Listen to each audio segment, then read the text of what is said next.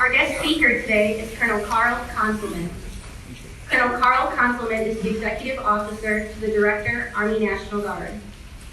It is my pleasure to introduce to you Colonel Karl Konzelman.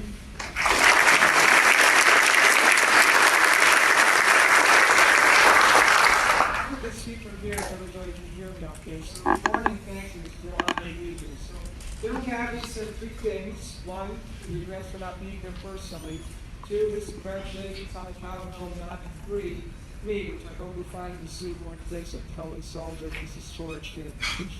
It really is magical. I'm so honored to be here with you as we go through the prayer plan initiative on 4th of July.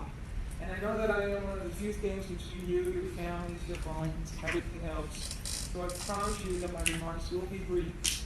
And we always know when somebody speaks up without opinions at all, they're either going to cost a long time or short. So I promise you this will be high.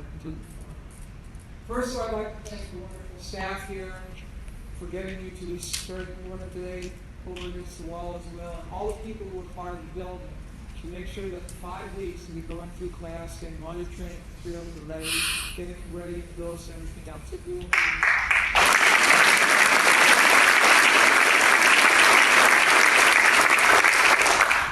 As for you, the graduates, well, congratulations. It really is, like I said, the start that the Army National Guard has not made its mission was to recruit it for some years. Much during that your success to turn that around. In a larger sense, you are now the face of the Army National Guard, Army Defense. Who here remembers the recruiting? Pretty much everybody remembers their recruiting. So how are you going to do that?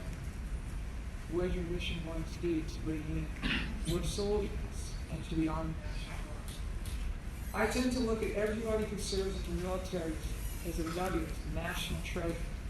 And in a sense, we're reminders. We're going out to the nation like more terrific to our group. And again, much depends on your success. Make sure that our guests are ready to go, check our class. So with that, I will say thank you and congratulations. Never miss an opportunity that I'm saying to Karl Konzelman to say thank you for all that you do, for your service, and for what you do for your states, what you do for the nation, what you do for your organization. It's my most humble honor to be here with you today. Say Karl, thank you.